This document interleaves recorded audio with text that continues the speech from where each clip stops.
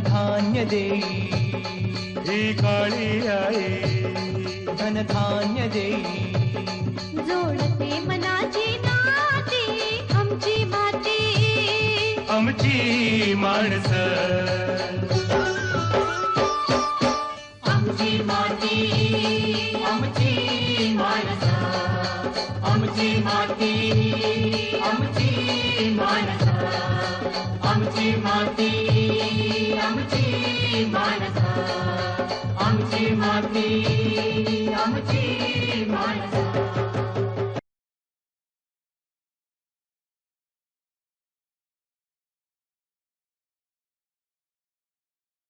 नमस्कार. आमची माती आमची माणसं या कार्यक्रमामध्ये मी सुषमा जाधव आपलं स्वागत करते. 1960 नंतर भारतात हरित क्रांतीला सुरुवात झाली. इतर पिकांबरोबरच गव्हाची सुधारित जाती आणि संकरित वाणांनी उत्पादनाचं चित्रच बदललं आणि याच गहू पिकाची कापणी, मळणी आणि साठवणूक या विषयावर सविस्तर चर्चा करण्यासाठी पंजाबराव देशमुख कृषी विद्यापीठ गहू संशोधन विभागाचे संशोधन शास्त्रज्ञ डॉक्टर एन.आर. पोटदुखे यांच्याशी आपण सविस्तर चर्चा करणार आहोत. नमस्कार सर. नमस्कार. आमची माती आमची माणसं या कार्यक्रमामध्ये आपलं खूप खूप स्वागत. सर, सुरुवातीलाच मला गहू लागवडीविषयी सांगा. आपल्या महाराष्ट्र राज्यामध्ये गहू लागवड ही 3 ते 4 प्रकारे केली जाते. पहिली लागवड म्हणजे कोरडवाहू गहू लागवड, दुसरी वेळेवर बागायती वेळेवर लागवड, बागायती उशिरा लागवड. त्याच्यानंतर मग आणखी एक प्रकारची लागवड केली जाते ती म्हणते मर्यादित ओलिताखालील गहू लागवड. अशा 4 प्रकारे गव्हाची लागवड आपल्याकडे केली जाते.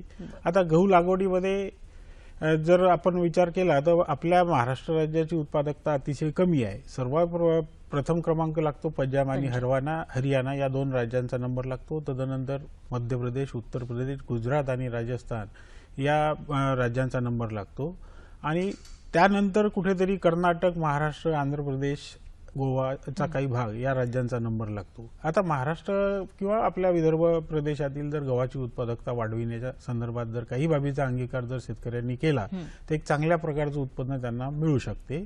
आता ह्यामध्ये गहू लागवडी संदर्भातल्या 2 बाबी आहेत. एक खर्चाच्या बाबी आहेत आणि बिनखर्चाच्या बाबी आहेत. आता खर्चाच्या बाबींमध्ये प्रमाणित बियाण्याचा वापर, त्याच्यानंतर रासायनिक खतांचा वापर, त्याच्यानंतर मग ओलिताचे साधनं, ओलितातून लिक्विड फर्टिलायझर देणे वगैरे ह्या झाल्या खर्चाच्या बाबी. आता बिनखर्चाच्या बाबी जर आपण विचार जर केला तर याच्यामध्ये योग्य वाणांची निवड, ओलिताचं व्यवस्थापन आणि त्याच्यानंतर पेरणीची खोली, लागवड अंतर ह्या बिनखर्चाच्या बाबीचा जरी अंगीकार केला तर शेतकऱ्यांचं उत्पन्न चांगल्या प्रकारचं एक त्यांना मिळू शकते. आता याच्यामधला पहिला भाग मी जसं म्हटलं की योग्य वाणांची निवड. आता मी सांगितल्याप्रमाणे 4 ह्या लागवड पद्धती आहेत. आता यानुसार ज्या वेळेला आपली शेताची पूर्ण तयारी झालेली असेल की उद्याला आपल्याला गहू पेरणी करायचा तर त्यावेळेला आपण जो वाण निवडायचा आहे तो योग्य प्रकारे निवडायचा आहे. कारण काय आहे की कोरडवाहूसाठी वेगळे वाण लागतात, बागायती वेळेवर पेरणीसाठी वेगळ्या वाणांची निवड करावी लागते, बागायती उशिरा पेरणीसाठी वेगळ्या वाणांची निवड करावी लागते. कारण कसं आहे की या प्रकारचे वाण निर्मिती करते वेळी आम्हाला ह्या गोष्टी लक्षात ठेवाव्या लागतात. कोरडवाहूसाठी वाणाची निवड करताना वाणाचा कालावधी हा 130 ते 140 दिवसांचा असावा लागतो, परिपक्वता कालावधी. बागायती वेळेवरसाठी 115-120 दिवसांचा परिपक्वता कालावधी असलेले वाण लागतात. आणि वेळेवर पेरणीसाठी, कारण बागायती उशिरा पेरणीसाठी थंडीचा कालावधी हा त्या वाणांना कमी मिळतो, तर त्याच्यासाठी म्हणून आपल्याला कमी कालावधीचे वाण निर्मिती करावे लागतात. तर उशिरा पेरणीसाठी शक्यतोवर 100 दिवसाचा कालावधी आम्ही लक्षात घेऊन तशा प्रकारच्या वाणांची निवड करत असतो. म्हणूनच या ठिकाणी शेतकरी बांधवांनी आपल्या जमिनीला सुटेबल वाणांची निवड करणे गरजेचं ठरते. त्याचप्रमाणे आपली पेरणीची वेळ कुठली आहे त्यानुसार वाणांची निवड करणं गरजेचं ठरते. आता यासाठी आपल्याला कुठलाही खर्च लागत नाही, फक्त त्याप्रमाणे आपलं नियोजन लागते. म्हणजे जमीन आणि हवामान या सगळ्याच गोष्टींचा आपण त्यावेळेस विचार आणि अभ्यास केला पाहिजे. वाणांची निवड करताना महत्वाचं म्हणजे वाणांची निवड. उशिरा पेरणीचे गहू वाण हे बागायती वेळेवर लागवडीमध्ये उत्पन्न देणार नाहीत आणि बागायती वेळेवर लागवडीसाठी जे वाण निर्मिती करण्यात आले ते उशिरा पेरणीमध्ये उत्पन्न देणार नाहीत. त्याच्यासाठी वाणांची निवड करणं गरजेचं आहे. दुसरा भाग मी आता बोलला आहे की बाबा बियाण्याचं प्रमाण आणि पेरणीची खोली ह्या 2 गोष्टीचा अंगीकार आपण निश्चितच करायला पाहिजे. विविध कृषी विद्यापीठांद्वारे या गोष्टीबाबत नेहमीच प्रयोग घेण्यात येत असून त्याद्वारे विद्यापीठांद्वारे जे काय आपण शिफारस केलेलं लागवड अंतर असते, बियाण्याचं प्रमाण असते, त्याचा अंगीकार करावा. काही शेतकरी यापेक्षा जास्तीचं बियाण्याचं प्रमाण घेऊन किंवा लागवड अंतर वाढवून उत्पन्न घेण्याचा प्रयत्न करतात, परंतु त्या ठिकाणी त्यांना एक सकारात्मक उत्पन्न मिळत नाही. करिता बागायती कोरडवाहू लागवड जर करायची असेल तर आपण 30 सेंटीमीटर अंतरावर 2 ओळीतील अंतर 30 सेंटीमीटर ठेवून लागवड करायला पाहिजे. बागायती वेळेवर गव्हाची लागवड करायची असेल तर आपल्याला 23 सेंटीमीटरवर लागवड केली पाहिजे आणि उशिरा लागवड जर करायची असेल तर त्या ठिकाणी आपल्याला 15 ते 18 सेंटीमीटरचं अंतर ठेवावं लागते. आता याच्यामध्ये फरक कसा आहे की कोरडवाहूमध्ये आपण 75 किलो प्रति हेक्टरी बियाणं वापरतो, बागायती वेळेवर पेरणीमध्ये आपण 100 किलो बियाणं सांगतो आणि बागायती उशिरा पेरणीमध्ये आपण 150 किलो बियाणं सांगतो. तर यात बियाण्याचं प्रमाण आणि लागवड अंतराचं मेळ साधून मग ते निष्कर्ष शिफारस करण्यात येत असतात. तर त्या अनुषंगाने आपल्याला ते लागवड अंतर मेंटेन करणं गरजेचं असते. बागायती उशिरा लागवडीमध्ये फुटव्यांची संख्या आणि उंबीतील दाण्यांची संख्या कमी मिळत असल्या कारणामुळे त्या ठिकाणी आपण 1.5 पट बियाण्याचं प्रमाण सांगतो.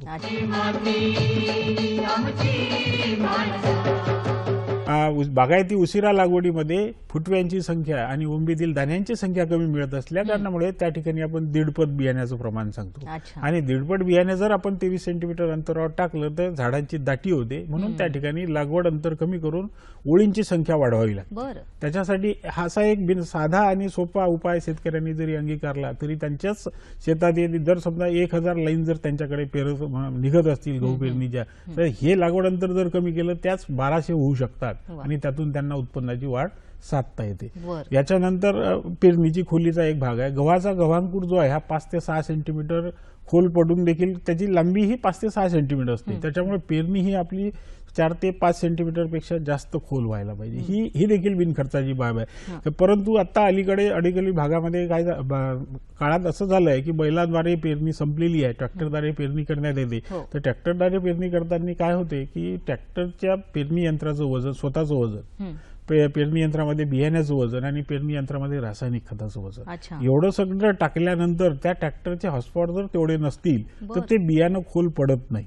तर तिथे आपण प्रकर्षाने त्या ट्रॅक्टर चालकाला सांगायला पाहिजे की बाबा बियाणं आम्हाला 4 ते 5 सेंटीमीटर खोलीवर पडलं पाहिजे, जेणेकरून उंबीतील दाणे भरल्यानंतर आपण ज्या वेळेला पाणी देऊ त्यावेळेला तो गहू लोळला नाही पाहिजे जमिनीवर. जेवढ्या खोलीवर जर आपण पेरला तर त्या ठिकाणी आपल्याला म्हणजे असं गहू लोळलेला दिसणार नाही. म्हणजे एकूणच गहू लागवडीच्या वेळेस योग्य ती काळजी आपण घेतली पाहिजे जर उत्पन्न आपल्याला जास्त हवं असेल, उत्पादन जास्त हवं असेल तर. पण एकूणच सर या गहू जे आहे किंवा गव्हाच्या एकूणच कशा प्रकारे याचं महत्व विशद करता येईल, कारण बऱ्याचशा बेकरी प्रोडक्टसाठी सुद्धा आता गहू वापरला जातो. बरोबर आहे. गव्हाचं आताच मी आपल्याला अगोदरही सांगितलं की गहू 50% उत्पादनाचा भाग हा उपपदार्थ बनवण्यासाठी उपयोगात येतो. आज रोजी पिझ्झा आणि बर्गर ह्या ज्या गोष्टी आल्या याच्यापासून तर आणखी तो उपयोग वाढलेला आहे. यानंतर साऊथ देशामध्ये म्हणजे आपल्या भारत देशाच्या दक्षिण विभागामध्ये देखील पूर्वी तांदूळच खाल्ला जायचा, परंतु आता गव्हाचा देखील वापर त्यांचा देखील वाढलेला आहे, कारण मालन्यूट्रिशनचे प्रॉब्लेम्स क्रिएट झाले होते. त्या अनुषंगाने तिथलं देखील कन्झम्पशन वाढलं आहे. म्हणून दिवसेंदिवस आपली वाढती लोकसंख्या आणि खाण्याचं प्रमाण म्हणजे फूड हॅबिट बदलल्या कारणामुळे गव्हाचं आपल्याला जास्तीत जास्त उत्पादनाची गरज आहे. आज रोजी भारत देशाचा गहू उत्पादनामध्ये 2रा क्रमांक लागतो आहे, चीनचा 1ला क्रमांक लागतो आहे. यापुढे देखील आपल्याला म्हणजे गव्हाची गरज भासणारच आहे. त्या अनुषंगानं ह्या तांत्रिक बाबीचा जर अवलंब केला तर चांगल्या प्रकारचं उत्पन्न मिळू शकते. आणि बराचसा भाग असा कापणी आणि मळणी या बाबीवर देखील डिपेंड करतो. कापणी आणि मळणी करताना जर शेतकऱ्यांनी जर त्याप्रमाणे रास्त बाजारभाव मिळण्याच्या अनुषंगाने जर वेळेवर कापणी आणि मळणी केली तर त्या ठिकाणी त्यांना चांगलं एक भाव देखील मिळू शकतो. बरं, पण सर गहू कापणीसाठी तयार झालाय की नाही हे कसं ओळखायचं? आता आपण विचारलेल्या प्रश्नाच्या अगोदर मी एक सांगू शकतो की गहू मिल मालक यांना हा टपोर दाना असलेला स्वच्छ केलेला आणि चांगला वाळविलेला गहू पाहिजे असतो. प्रक्रिया उद्योजकाला ज्याच्यापासून चांगल्या प्रकारचे पदार्थ बनू शकतात अशा प्रकारचा गहू पाहिजे असतो. सामान्य ग्राहकाला टपोर दाना, चांगला आकर्षक रंग, स्वच्छ केलेला आणि घरगुती पदार्थ तयार करण्यासाठी जो गहू म्हणजे चांगला असतो तो त्यांना पाहिजे असतो. आणि या उलट शेतकऱ्यांना ज्या वाणाचं उत्पादन चांगलं मिळते आणि रास्त बाजारभाव मिळतो अशा प्रकारचा गहू पाहिजे असतो.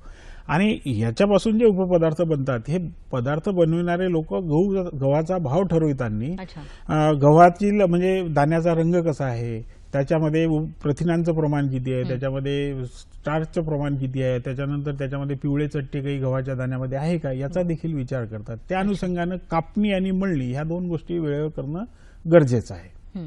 विळ्यानं कापणी करणं ही पारंपरिक पद्धत आपल्याकडे आजही पाहायला मिळते. त्यासाठी ठराविक विळ्यांचा वापर सुद्धा केला जातो. पण विळ्यानं कापणी करण्याच्या वेळेस कोणती काळजी घ्यायची असते? गहू कापणी करण्या अगोदर काळजी अशी करायला पाहिजे की आपण जर ओलिताखाली गहू घेतला असेल तर त्या गव्हाचं 8 दिवस किंवा 10 दिवस अगोदर त्यानं ओलीत बंद केलं पाहिजे, जेणेकरून जमीन सुकलेली राहणार आणि गहू हा झाड कापताना उपटून येणार नाही, ही आपण काळजी घेतली पाहिजे. त्याचप्रमाणे जर समजा अवकाळी पावसाने जर गव्हाचं पीक हे ओलं झालं असेल तर त्या ठिकाणी कापणी लांबवायला पाहिजे, म्हणजे जेणेकरून आपल्याला ओलं झाड आणि ओले गव्हाचे दाणे किंवा गव्हाच्या उंब्या ह्या आपल्याला ओल्या मिळणार नाहीत, त्या सुकू द्यायला पाहिजे. त्याच्यानंतर त्याच्यासोबत माती आली नाही पाहिजे, हा एक भाग आहे. तर हे सगळं आपण ही जी कापणीची प्रक्रिया ही सकाळी करायला पाहिजे, सकाळच्या वेळेला, कारण त्यावेळेला ओंबीमध्ये म्हणा किंवा झाडाच्या बुंध्यामध्ये ओलाव्याचं प्रमाण असते, म्हणजे दाणे खणणार नाहीत असा त्याचा तो अर्थ आहे. तर त्याच्यासाठी कापणी ही सकाळी वेळेवरच केली गेली पाहिजे. महाराष्ट्रामध्ये आपल्याकडे गहू कापणी केव्हा आणि कधी केली जाते?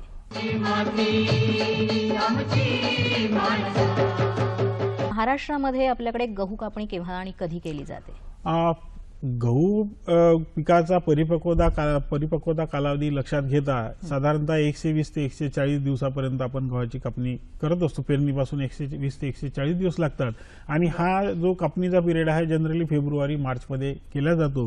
परंतु काही शेतकऱ्यांनी जर समजा उशिरा गव्हाची लागवड केली असेल तर ती कापणी मात्र यापेक्षा उशिराने देखील होते. अच्छा, म्हणजे महाराष्ट्रामध्ये सुद्धा वेगवेगळ्या हवामान आणि वातावरणानुसारच ती कापणी केली पाहिजे. बरं. आणि गहू पीक कापणी करताना कोणकोणत्या गोष्टींचा आपण अवलंब केला पाहिजे त्याविषयी सुद्धा सांगा. गहू पिकाची कापणी करताना आपल्याला म्हणजे जर कापणी करून मळणी करायची असेल तर एक ती चांगली बाब आहे, कारण या कापणी आणि मळणी केल्यामुळे आपण याच्यामध्ये कापणी आणि मळणीमध्ये अंतर ठेवल्या कारणामुळे गव्हातील दाण्यातील आर्द्रतेचे प्रमाण हे कमी होत असते आणि कापणी केल्यानंतर गव्हाचा खरा रंग घेणे, दाण्यांचा खरा रंग येत असतो. आता कापणी करताना आपण जी गव्हाच्या पूर्ण झाडाची कापणी करायची, जमिनीलगत त्या झाडाची कापणी करायची आहे, जेणेकरून त्याची पेंडी बांधताना आपल्याला, कारण गहू हा सुळसुळीत असतो, तो इन जनरल असा हातात राहत नाही किंवा दोरीत राहत नाही, म्हणून त्याला जमिनीलगत कापायचं आणि त्याचे जे गठ्ठे बांधायचे आहेत हे आपण सिंधीच्या झाडांच्या पानापासून तयार केलेले जे चिरे असतात त्याचा देखील उपयोग करू शकतो किंवा सुतळीचा देखील उपयोग करू शकतो. तर अशा प्रकारचे गठ्ठे बांधून 2 ते 3 दिवस ते शेतातच वाळवायचे असतात विखुरलेल्या अवस्थेत. तदनंतर मग हे जे गव्हाचे गठ्ठे आहेत हे सगळे एकत्र करून आपल्याला या ठिकाणी या शेतकरी बांधव म्हणा किंवा पूर्वीच्या पद्धतीमध्ये एक गंजी लावल्या जायची, गव्हाच्या पेंड्यांची गंजी. ती गंजी लावताना त्याचा उद्देश असा होता की बुवा ओंब्या आतल्या बाजूला आणि बुडखं बाहेरच्या बाजूला ठेवायची, ही एक पद्धत होती. जेणेकरून काय होते की दाण्यातील आर्द्रतेचं प्रमाण कमी होते, दाण्याला चांगल्या प्रकारचा एक रंग मिळतो आणि जर समजा गंजीला काही जनावरांचा वगैरे त्रास झाला तर तो बुडखाकडून होतो, शेंड्याकडून होत नसल्या कारणामुळे तिथे देखील त्याची बचत होते. दुसरी एक पद्धत अशी आहे की आजकालच्या म्हणजे आजच्या काळात ही सगळी पद्धत आहे, ही पारंपरिक पद्धत जी आहे, आधी कापणी करून मग मळणी करणं. पण आता सध्या यांत्रिक पद्धतीनं एकत्रितरित्या कापणी आणि मळणी केली जाते, तर त्या यांत्रिक पद्धतीविषयी सांगा. आता या यांत्रिक पद्धतीमध्ये 2 प्रकार आहेत, म्हणजे गहू वेगळा कापणी करायचा आणि नंतर तो थ्रेशर नावाच्या मळणी यंत्राने तो देखील काढतात. परंतु जर कापणी केलेला गहू तुम्ही गंजीमध्ये साठवून ठेवला तरच मात्र तुम्हाला दाण्याचा चांगला रंग आणि टणक दाणा मिळू शकतो. परंतु जर कापणी करून लगेचच तुम्ही थ्रेशरद्वारे त्याची जर मळणी केली तर त्या ठिकाणी तुम्हाला गव्हाचा दाण्याला चमक आपल्याला ती मिळत नसते. आता एक थ्रेशरची एक यांत्रिकी पद्धत आहे, विद्युत चलित आहे, त्याच्यानंतर इंजिन चलित थ्रेशर आहेत. अलीकडील काळात थ्रेशर म्हणा किंवा हार्वेस्टर हे डायरेक्ट शेतीमध्ये जात असल्या कारणामुळे शेतकऱ्यांचा डायरेक्ट म्हणजे एकदम हार्वेस्टिंग आणि कंबाईन कापणी आणि मळणी एकत्र करण्याचा जास्तीत जास्त कल दिसतो. कंबाईन हार्वेस्टर मध्ये तर कापणी ही तेच यंत्राद्वारे केल्या जाते, मळणी देखील त्याच यंत्राद्वारे केल्या जाते आणि लगेच आपल्याला बियाण्याची चाळणी होऊन मार्केटमध्ये नेण्यासाठी गहू उपलब्ध राहतो, परंतु त्या गव्हाला जी रंग आणि चकाकी असायला पाहिजे ती आपल्याला मिळत नाही. ह्या 2 यांत्रिक पद्धती साधारणपणे वापरात आहेत. पण मग याखेरीज म्हणजे यांत्रिक पद्धतीनं एकाच वेळीच कडबा बाजूला आणि अगदी फायनल गहू एका बाजूला आपल्याला मिळतो, पण त्याच्यात सुद्धा तुम्ही म्हणालात त्याप्रमाणे थोडंसं प्रमाण कमी जास्त असतं. पण मग आणखीन काही या व्यतिरिक्त आहेत का मळणीच्या पद्धती? कापणी करून मळणी केली तर जनावरांसाठी कुटार आपल्याला मिळते, परंतु कंबाईन हार्वेस्टरद्वारा जर आपण कापणी आणि केली किंवा कापणी मळणी एकत्र केली तर त्या ठिकाणी गव्हाचा भुसा जमा होत नाही, तो सगळ्या शेतामध्ये विखुरला जातो. थ्रेशरद्वारे जर का आपण समजा मळणी केली तर त्या ठिकाणी आपल्याला जनावरांसाठी भुसा मिळतो. आता याच्या व्यतिरिक्त दुसऱ्या पद्धती अशा आहे, मळणीच्या पद्धती अशा आहे की बाबा कापणी केलेला गहू तयार करण्या म्हणजे मळणी करण्या अगोदर त्याच्या बुडखाकडील भाग आपण जो आहे तो कुऱ्हाडीने तोडून टाकतो, जेणेकरून बुडखा चिकटलेली माती किंवा खडे जे काय असणार ते आपण वेलत करून टाकतो आणि त्या ठिकाणी गव्हामध्ये आपल्याला ते मिसळल्या जात नाहीत. हा एक भाग आहे. तर अशा तोडलेल्या पेंड्या ह्या शेणाने सारवलेल्या ठिकाणी किंवा स्वच्छ ठिकाणी टाकून त्या आपण पसरवतो आणि त्याच्यावर बैलांद्वारे बैलांच्या खुरांद्वारे म्हणजे बैलांच्या पायांद्वारे त्याची मळणी करतो आणि त्याला स्वच्छ करतो. या व्यतिरिक्त आपण ट्रॅक्टरच्या सहाय्याने देखील त्याच्यावरती म्हणजे पसरवलेल्या गव्हावरती ट्रॅक्टर फिरून देखील मळणी करू शकतो आणि मग त्या गव्हाची चाळणी करून तो आपण उपवू शकतो. यानंतर तिसरं एक म्हणजे यंत्र म्हणजे ओपाळ नावाचं एक यंत्र आहे, ज्याला 36 बाय 24 इंच आकाराचा 3 आस असतात आणि ती 3 आसावरती प्रत्येकी 4 याप्रमाणे 12 दातेरी तवे बसविलेले असतात आणि हे दातेरी तवे आणि त्याच्या पाठीमागे एक आणखी दातेरी अवजार यंत्र हे विळ्यासारखं लावलेलं असते, जे खालच्या राहिलेल्या उंब्या वरच्या थराला आणते आणि त्याद्वारे आपण देखील मळणी करू शकतो. म्हणजे 2 बैलाद्वारे हे यंत्र आपण ओढणी करू शकतो आणि त्यातून देखील म्हणजे मळणी झाल्यानंतर मग चाळणी करून धान्य आणि भुसा वेगळा करू शकतो, साठी आपण ठेवू शकतो. बरोबर. आणि गव्हांकुर जे आहे, गव्हांकुराला सुद्धा सध्या मोठी मागणी आहे, तर त्याविषयी थोडं सांगा. गव्हांकुराची म्हणजे एक चांगल्या प्रकारची पावडर तयार करण्याचं यंत्र डॉक्टर पंजाबराव देशमुख कृषी विद्यापीठाद्वारे विकसित करण्यात आलेलं आहे आणि वैद्यकीय क्षेत्रामध्ये याचं असं म्हणणं आहे की म्हणजे ते आपल्या आरोग्यासाठी गव्हांकुर मानवी शरीरातल्या प्लेटलेटची जी संख्या कमी होते ते गव्हांकुरामुळे एकदम 7 दिवस जर का आपण त्याचं सेवन केलं तर एक चांगल्या प्रकारचं त्याच्यामुळे प्लेटलेटची संख्या वाढते आणि एकूणच आरोग्याच्या दृष्टीने गव्हांकुराला सध्या अनन्यसाधारण महत्व आहे. आणि पूर्वीच्या काळी आपण ठराविक म्हणजे गणपती संपल्यानंतर त्याचा आपण अवलंब करायचो. अच्छा. आणि एकूणच या कापणी मळणीनंतर साठवणूक सुद्धा महत्वाची आहे, कारण आपल्याला तो गहू वर्षभर टिकवायचा असतो, तर त्यासाठी काय करायला हवंय? गहू साठवणुकीच्या अगोदर कापणी केली, मळणी केल्यानंतर मग गहू साठविण्या अगोदर तो कडक उन्हामध्ये चांगल्या प्रकारे वाळवून त्याच्यामधला धान्यातील आर्द्रतेचं प्रमाण जे आहे हे 12% आपण कमी करायला पाहिजे.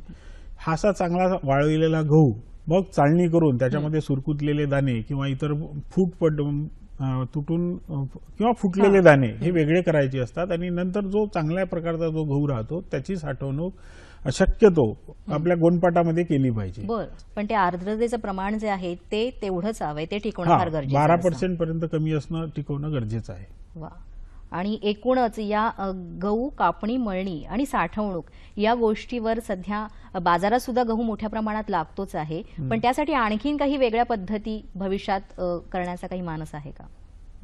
या पलीकडे तर आता म्हणजे फारसं अजून संशोधन झालेलं नाही, कारण कंबाईन हार्वेस्टरद्वारे मल्टीक्रॉप कंबाईन हार्वेस्टर्स आलेले आहेत. अजून तरी याच्या पुढचं संशोधन झालेलं नाही. आता या आपण जो प्रश्न विचारला त्यानुसार जनावरांच्यासाठी जर भुसा मळणी यंत्र त्या कंबाईन हार्वेस्टरमध्ये जर आपण काही बदल करून तो भुसा जर जनावरांच्या उपयोगात आणला तर त्या प्रकारचं संशोधन होऊ शकतं. गव्हाची कापणी, मळणी आणि साठवणूक एकाच वेळीस एकाच यांत्रिक पद्धतीने कशा प्रकारे करायची हे आपल्याला डॉक्टर NR पोटधुके यांनी सविस्तर सांगितलंय. जर आपल्या शेतकरी बांधवांनी ही पद्धत अवलंबली तर आपल्याला कमी वेळेत जास्तीत जास्त त्याचा लाभ घेता येईल. तेव्हा तुम्ही सुद्धा या गोष्टींचा जरूर अवलंब करा. सर, तुम्ही आमची माती आमची माणसं या कार्यक्रमात आलात आणि मोलाचं मार्गदर्शन केलं त्याबद्दल सह्याद्री वाहिनीकडून आपले खूप खूप आभार. नमस्कार. नमस्कार.